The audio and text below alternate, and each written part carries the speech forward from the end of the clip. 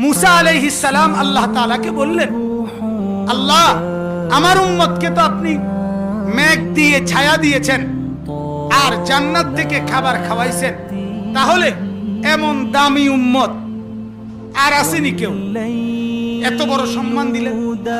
আল্লাহ তাআলা বললেন, মুসা কি বললা, এটা কি বললা, এটা কি বললা?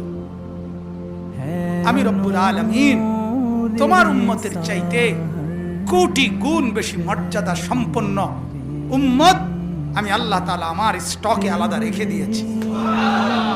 আমি এমন এক উম্মত রাখছি যে উম্মত জমিনে যদি বলে তো আরশ আজিম থেকে আমি রব্বুল আলামিন জবাব দেই।